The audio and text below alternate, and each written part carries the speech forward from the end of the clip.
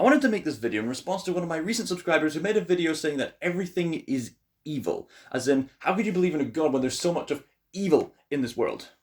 Now, emotionally speaking, this is usually the top reason why a lot of people reject God. But intellectually speaking, as someone who's looked into apologetics, this can actually be one of the easiest objections to refute. I think I should start off this video by listing all the good things that have come as an impact from the Christian worldview. First of all, serious scholars and academics all agree that Jesus Christ existed, and other historians will point out the positive impact that Jesus Christ had on the culture. No other human being could match the moral perfection of Jesus Christ, and no person's moral teaching has surpassed the Sermon on the Mount. Jesus Christ taught us to love our enemies as ourselves. He taught us to reach out for the poor and to our enemies. Jesus Christ showed immense examples of compassion, virtue, and humility, righteous judgment, and self-sacrificial love. And his impact on society is profound.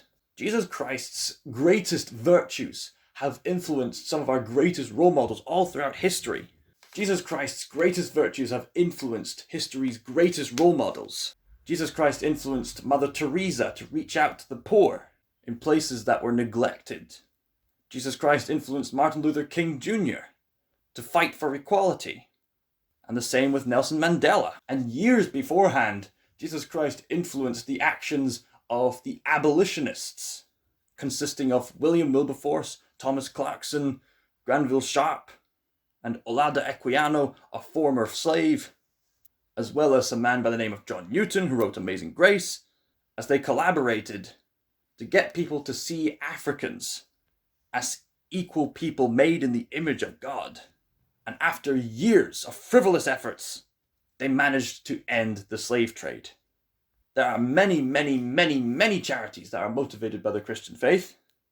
And today there have been miracles reported in countries where the Christian faith is starting to be influential. There have been many stories of criminals who turned to the Bibles and their lives were enhanced. And Christianity has influenced Western thinking. If you don't believe me, you should read Tom Holland's Dominion. No, I'm not talking about Spider-Man, I'm talking about the historian. The secular historian, mind you. Jesus Christ also gave virtue to women and children. Back in ancient times, neglecting children was a common practice. In fact, many people in ancient days left children to die, yet Christians managed to rescue them and raise them in loving ways. Jesus Christ also revolutionized the way we see women. Back in the days of Jesus Christ, women were seen as inferior, unworthy property, but Jesus Christ treated them with kindness and exalted them as virtuous. And even Jesus Christ's own enemies could find no fault in Jesus. Yet many accused him of blasphemy anyway. Now, if you're still skeptical about the existence of Jesus, ask yourself this. Why would the disciples make up Jesus Christ? They already thought they were God's perfect people. Fabricating a man who claimed to be God and then later on being persecuted for it should probably be the last thing on their minds. Even non-biblical historians can affirm the existence of Jesus. And if you're still skeptical for whatever reason, just refer to Bart Ehrman, who is a New Testament critic. Yeah, you know an objection gets embarrassing if even critics say that it's embarrassing. To make a long story short, Jesus Christ shows immense virtue. So what then of this emotional objection that there's so much of evil in the world? Now, of course, we both agree that there is such a thing as good and evil. And I've heard many people of opposing worldviews to mine that they can be good, they can be just as good as any other people. That is true. Anyone, regardless of belief, can live morally decent lives. In fact, there are a lot of people who live better, morally decent lives than a lot of self-proclaimed religious people. That's sad, but it's true. But the question I'm asking philosophically is not how you know things are right and wrong. The question is, why? Why should we be good? Why should we avoid that which we call evil? Whenever someone should come up to me with that objection, the wise thing to say would be, what do you mean by evil? When you say there is such a thing as evil, are you not supposing that there's such a thing as good? You'll say yes. If there is such a thing as good, are you not supposing there is a moral law to differentiate between good and evil? Well, you'll say yes, otherwise we wouldn't be able to know what good was or evil was. If there is such a thing as a transcendent moral law that defies subjective opinion, then surely there must be a moral lawgiver to write down these objective moral laws. But here's the problem. A lot of people are trying to get rid of this moral lawgiver and not embrace him. But if there's no moral lawgiver, there's no moral law. If there's no moral law, there's no good. If there's no good, there's no evil. So what are you complaining about? You see, unless there is such thing as an objective moral standard, any moral objection completely shatters apart. But that's not the end of my argument here. Because if you're making moral accusations, then I'm going to assume that you're trying to provide a better alternative. Unfortunately for many secularists, they just say things just are. And, according to secularism, everyone is going to have the exact same fate after we die. Well, if it's true that everyone, regardless of their moral compass, is going to share the exact same fate at the grave, then the fate of a terrorist will be no different to the fate of a toddler. Listen to your moral compass. Do you honestly want that to be a reality? Of course your moral compass should drive you to say, no, toddlers ought to live and terrorists ought to be punished. Ought. By what standard? Surely there must be reward for goodness and punishment for evil, should there not? And there should be rules to sustain good, should there not? But if these rules don't exist, then the sky's the limit. And anyone can get away with anything. If there's no objective moral lawgiver to appease to, then there's ultimately, in the long run, nothing that could stop someone like me from stealing everyone's wallets and never having to be morally accountable for it. Why try to be good at all if, in the long run, the fate of a terrorist will be the same fate as a toddler? Why would anyone who listens to their moral compass appeal to such a nihilistic worldview? That never makes sense to me.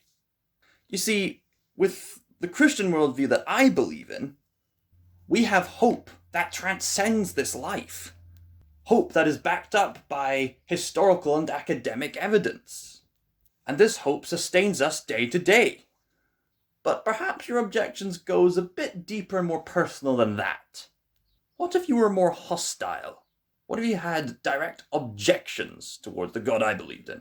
Now, of course, there have been skeptics in recent history who'd love nothing more than to critique my beliefs. Yet I've noticed that their moral objections completely self-destruct. There is this one skeptic who rather infamously says, "There is no good, no evil." Fellow apologists, you know exactly who I'm talking about. So he says there's no good or evil. Nothing but blind, pitiless indifference. That doesn't really sound like a good alternative. But then he goes on to accuse people of doing evil. People do evil things. Wait a minute. Aren't you the same person who earlier on said, "There's no good, no evil," only to then say, "People do evil things"? So the skeptic is saying there is no evil, yet people do evil. That is a contradiction 101. You see, this man can't even be consistent with his own secular philosophy. But it gets more embarrassing for him. There was one occasion when he was watching a cricket game, and I think it was the English team that cheated. He gave a tremendous outrage, critiquing the English team for doing evil, for cheating. But then his closest followers pointed out, "Wait a minute, aren't you the man who said there was no good, no evil? And yet here he is complaining about people doing evil." Now, if you have any further moral objections against God, I would highly endorse this book by Paul Copan called Is God a Moral Monster? Let me read to you a few samples. The same skeptic asserted, that science has no methods for deciding what is ethical, that it is a matter of individuals and for society, and if science gives us knowledge, as this man claims, then how can we consider God's actions immoral or religion the root of all evil? That's another dilemma. Science can't explain the existence of morality. Science can explain why cyanide can kill a person, but it cannot explain why it's wrong to do so. Morality is a metaphysical reality.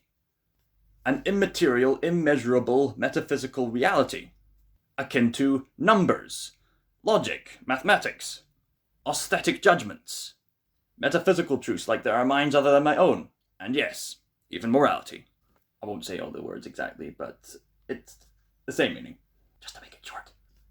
If, according to secularism, we're nothing more than the byproduct of naturalism trying to survive, why trust the convictions of our minds, whether about truth or morality?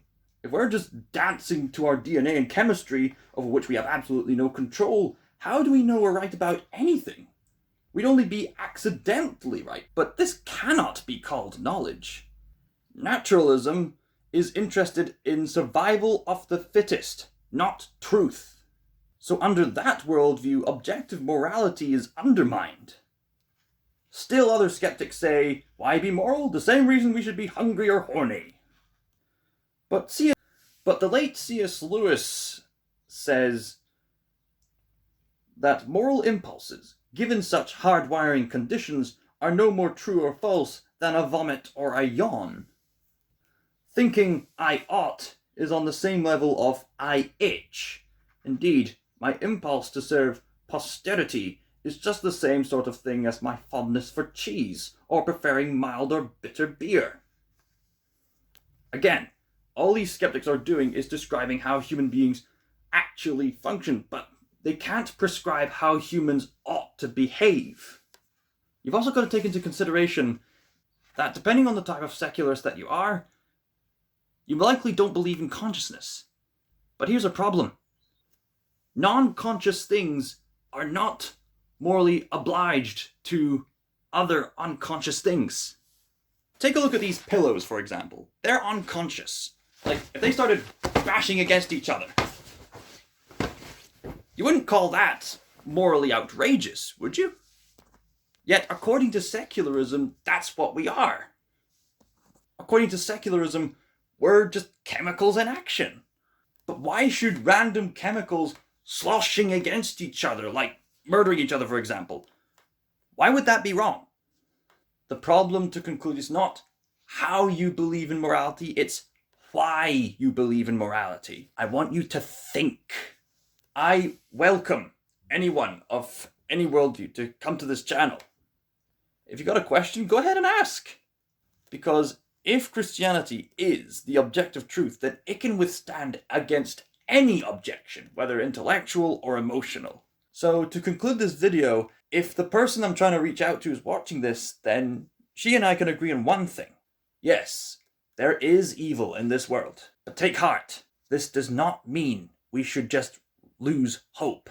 Because if there's no hope in this life, there won't be a standard of morality to judge things by. I know people are probably going to dislike this video. I'm not expecting you to like this video. I just want to make a point, okay? So next time there are any kind of emotional objections to the faith, try to think a bit more critically about it. Please do. Thank you for watching.